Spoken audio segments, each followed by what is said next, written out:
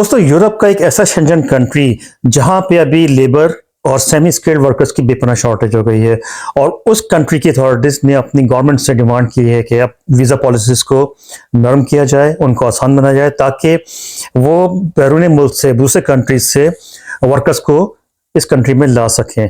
यानी यूँ समझिए कि ये यूरोपियन कंट्री अभी अपने वर्क परमिट को डिस्ट्रीब्यूट कर रहा है ताकि मैक्सिमम लोगों को हायर किया जा सके और अपनी इकोनॉमी को कंट्रोल किया जा सके।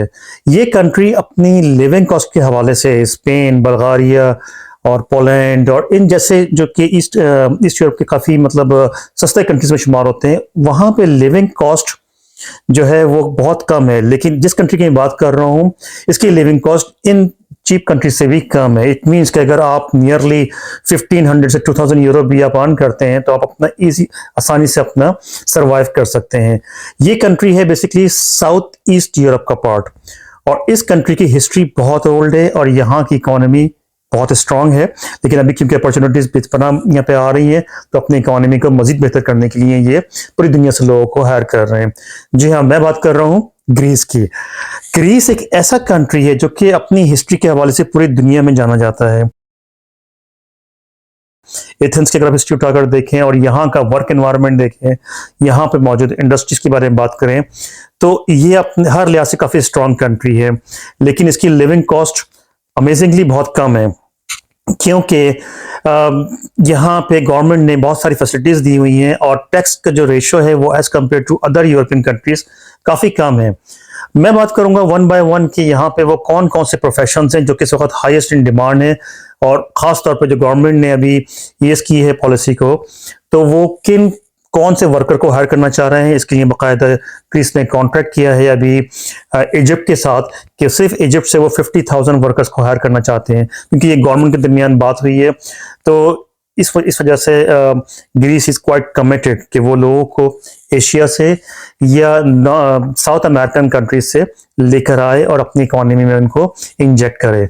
ये जो ऑक्यूपेशन है उसमें टॉप पर है एग्रीकल्चर का ऑक्यूपेशन, यानी नियरली 180,000 अपॉर्चुनिटीज उन्होंने अनाउंस की हैं अभी इस साल में 2024 में कि उन्हें 180,000 एग्रीकल्चर के लोग चाहिए, जो कि इंडिया, पाकिस्तान खासतौर पे जहाँ पे एग्रीकल्चर इज द बैकबोन, तो वहाँ से कंट्री से लोग अप्लाई कर सकते हैं और इजीली वहाँ पे वर्क परमिट को सिक्योर कर सकते हैं। इसके अलावा वो जो 17 ऑक्यूपेशंस हैं जहाँ पे वैकेंसीज मौजूद हैं जिसमें मोस्टली जो कंसिस्ट करती हैं उसमें किचन का स्टाफ यानी जो होटलिंग से रेलेवेंट स्टाफ है वो उनको चाहिए, यानी kitchen helpers, bartenders, waiters, hotel receptionist, chef, यानी इस कैटेगरीज में उनको लोग चाहिए। क्योंकि ये देखें हाई स्किल में लोग में नहीं आते, ये आते हैं सेमी स्किल्ड में और लेबर कैटेगरी में।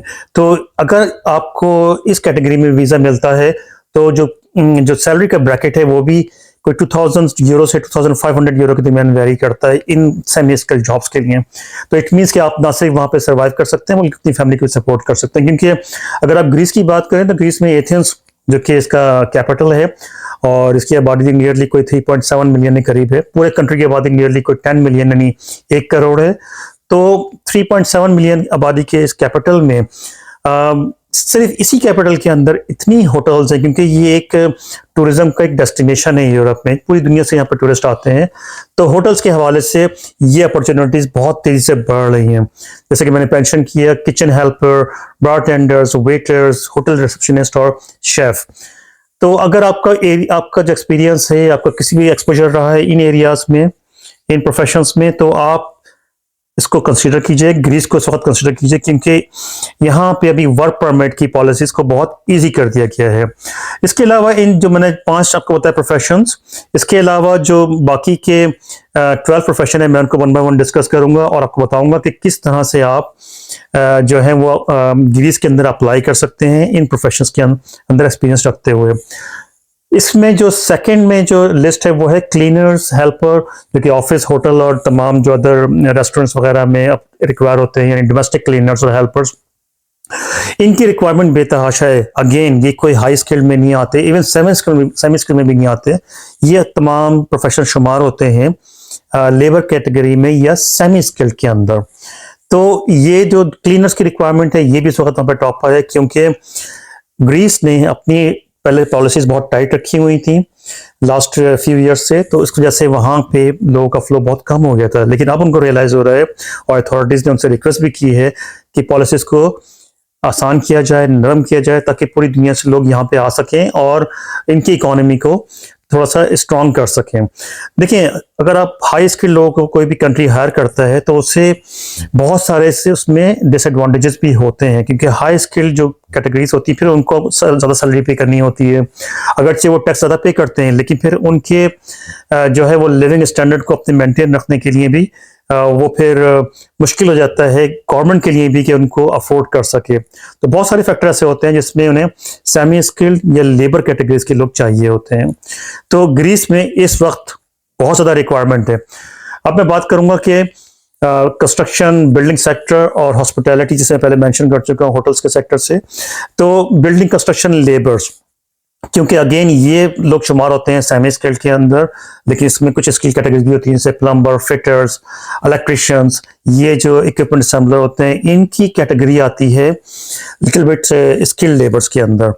तो इट मीन्स कि अगर आपका जो है वो एक्सपीरियंस इनमें किसी भी एक एरियाज में है, लाइक आपने बिल्डिंग कंस्ट्रक्शन लेबर में काम किया हुआ है, आपने इलेक्ट्रिकल, इलेक्ट्रॉनिक्स या फिर जो है वो प्लम्बर, टेक्नीशियन के तौर पे काम किया हुआ है, तो ग्रीस में आपके लिए अप्लाई करना आसान हो जाएगा।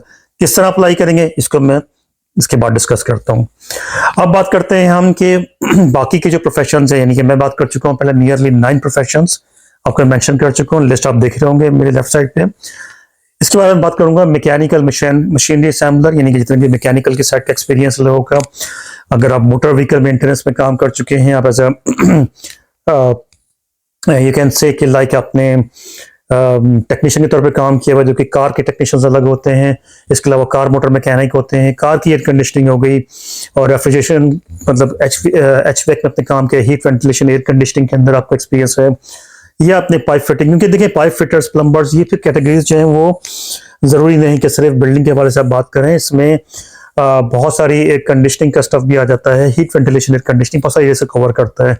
तो ये क्योंकि उन्होंने डिफाइन किए हुए हैं कैटेगरीज, 17 ऑक्यूपेशंस को उन्होंने नाम दिया है, तो इसमें किसी भी प्रोफेशन में आपका एक्सपीरियंस रहा है, आप इजीली अपने आप को कंसीडर कर सकते हैं कि मैं ग्रीस में अप्लाई करूं और ग्रीस में कोई जॉब सिक्योर कर लूं। वीज़ा किस तरह अप्लाई करना है, वंस आप जॉब सिक्योर कर लेंगे तो वीज़ा एप्लीकेशन भी आपके लिए आसान हो जाएगी। क्योंकि एक चीज़ मैं यहाँ पे ऐड करता चलूँ कि डिजिटल नोमैड वीज़ा जो कहलाता है, ये basically Greece is one of the out of 50 countries. इस वक्त दुनिया में 50 ऐसे कंट्री हैं जो कि डिजिटल नोमैड वीज़ा के लिए सर्विसेज दे रहे हैं। मतलब वहाँ पे आप जाके रह सकते हैं डिजिटल नोमैड वीज़ा पे, और वहाँ से फिर आप रिमोटली काम कर सकते हैं दुनिया के किसी भी कंट्री के लिए। तो इट मीन्स आप रिजाइड कर सकते हैं ग्रीस के अंदर डिजिटल नोमैड वीज़ा पे, और फिर वहाँ से आप पूरी दुनिया के लिए काम कर सकते हैं। ये कैटेगरी है जिसको मैं मज़ीद डिस्कस करता हूँ। पहले मैं दोबारा अपने टॉपिक पे आता हूँ कि बाकी के जो प्रोफेशंस हैं।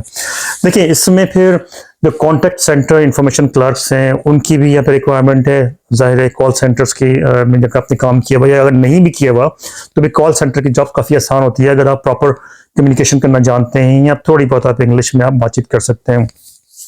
इसके अलावा सप्लाई, डिस्ट्रीब्यूशन एंड इससे जो रेलेवेंट जो मैनेजिंग का स्टाफ है उसकी रिक्वायरमेंट है। तो ये जो 17 मैं आपको दिखा रहा हूँ अपने लेफ्ट साइड पे नजर आ रही होंगी आपको पूरी लिस्ट, ये वो तमाम प्रोफेशंस हैं जो कि इस वक्त टॉप रिक्वायरमेंट में है। अगर आप बात करूँ मैं थोड़ा सा ग्रीस की वीज़ा एप्लीकेशन के हवाले से, तो देखें ग्रीस की के लिए वीज़ा अप्लाई करना काफ़ी आसान है। आप इसको इस्लामाबाद पाकिस्तान में इसकी एम्बेसी है और न्यू दिल्ली इंडिया में इसकी एम्बेसी है। तो आप यहाँ से अपॉइंटमेंट लीजिए, यानी आपका पासपोर्ट, आपके जो है वो फोटोग्राफ्स, और इसके अलावा आपका नो क्रिमिनल सर्टिफिकेट, और लाइक ये तो पुलिस स्टेशन आपको मिल जाता है जिसमें आपकी कोई हिस्ट्री ना हो क्रिमिनल्स की, और प्लस आपके पास कोई आपका जो रिकॉर्ड बिल्कुल क्लियर हो। तो ये तमाम जो है डॉक्यूमेंट्स आपको चाहिए होते हैं। इसके अलावा जो है आपके पास यहाँ पे सीजनल वीज़ा के लिए भी अपॉर्चुनिटीज मौजूद होती हैं, लेकिन अभी जो इस वक्त टॉप रिक्वायरमेंट है वो है 180,000 एग्रीकल्चर वैकेंसीज, और इसके अलावा जो 17 मैंने आपको बताए हैं प्रोफेशंस, इसमें अपॉर्चुनिटीज। तो मैं आपको डिस्क्रिप्शन में वो तमाम वेबसाइट के लिंक्स दे रहा हूँ जहाँ पर जाके आप इन प्रोफेशंस को फिल्टर कर सकते हैं, और कोशिश कीजिए कि इन्हीं 17 प्रोफेशंस के अंदर ही आप अप्लाई कीजिए। अगर आपका एक्सपीरियंस डायरेक्टली नहीं है तो अपने एक्सपीरियंस को थोड़ा सा मॉडिफाई कीजिए और हाईलाइट कीजिए सिर्फ इन 17 जो के प्रोफेशंस हैं इनमें से किसी एक को पिक कीजिए और उसको हाईलाइट कीजिए। तो आपके लिए ग्रीस का वीज़ा हासिल करना बहुत आसान हो सकता है। इसके अलावा जैसे मैंने मेंशन किया डिजिटल नोमैड वीज़ा, उसके लिए आप अप्लाई कर सकते हैं। लाइक कीपिंग इन व्यू कि अगर आप ऑनलाइन वर्क करते हैं, आपकी जो सैलरी है वो मतलब ऑनलाइन वर्क से आप नियरली $2000 के करीब आप अर्न कर सकते हैं, तो फिर आप डिजिटल नोमैड वीज़ा जो कि 1 साल का वीज़ा है और 3 साल के लिए एक्सटेंडेबल भी होता है, तो इसको भी आप जो है वो अप्लाई करके ग्रीस में सेटल हो सकते हैं। तो once you are entered in Greece, तो like after maybe 4 or 5 years continuous residency, then you can apply for Greece passport। तो वंस आपके पास ग्रीस का पासपोर्ट दैट मीन्स कि आप पूरे यूरोप में इजीली किसी भी कंट्री में मूव कर सकते हैं, वहां पे जॉब कर सकते हैं। तो ये थी मेरी छोटी सी वीडियो जिसमें मैंने तमाम चीज़ों को एक्सप्लेन किया है। आप इसको जाके डिस्क्रिप्शन को भी जाके रीड कीजिएगा, वहां पे वो लिंक्स मौजूद हैं। और जैसे मैंने मेंशन किया कि अपने सीवी को अलाइन कीजिए इन 17 प्रोफेशंस के साथ, इनमें से किसी प्रोफेशन को पिक कीजिए। और अगर आपके कोर्सेज आपने नहीं किए हुए तो कोई से भी शॉर्ट कोर्सेज कर सकते हैं। फॉर एग्जांपल आप हीट वेंटिलेशन एयर कंडीशनिंग में कोर्स कर लीजिए, बिल्डिंग सर्विसेज के हवाले से आप इलेक्ट्रिशियन का या प्लम्बर का कोर्स कर सकते हैं। तो ये कोर्सेज जो कि इंटरनेशनली रिकग्नाइज होते हैं, बहुत सारे इंस्टीट्यूट हैं पाकिस्तान में, इंडिया में, जो कि सर्टिफाई करते हैं, सर्टिफिकेट देते हैं, तो उनको आप अपने सीवी में हाईलाइट कीजिए। सीवी के लिए आप सीवी तैयार करने के बाद अप्लाई कीजिए वेबसाइट के थ्रू, तो ग्रीस का वीज़ा मिलना आपको काफ़ी आसान हो जाएगा। Once you have an offer letter, तो फिर आप इजीली अप्लाई कर सकते हैं ग्रीस के वर्क परमिट के लिए। अपना बहुत ख्याल रखिएगा, और अगर आपने अपने चैनल को सब्सक्राइब नहीं किया है और इसको अगर आपको वीडियो अच्छी लगती है तो उसको लाइक कीजिएगा और सब्सक्राइब कीजिएगा, उसको शेयर जरूर कीजिएगा कि it's a really good news at the moment in current situation कि आप किस तरीके से ग्रीस का वीज़ा सिक्योर कर सकते हैं, ग्रीस में जॉब सिक्योर कर सकते हैं। और साथ में मैं मजीद ऐड करता चलूँ कि जो एग्रीकल्चर का सेक्टर है, क्योंकि वो हमारे यहाँ बहुत स्ट्रांग है, तो आप एग्रीकल्चर के सेक्टर में रहते हुए अपने आप को जो है वो अलाइन कीजिए इसकी रिक्वायरमेंट के मुताबिक और अप्लाई कीजिए फौरी तौर पे। Thank you so very much. अपना बहुत ख्याल रखिएगा। Take care. अल्लाह हाफिज़।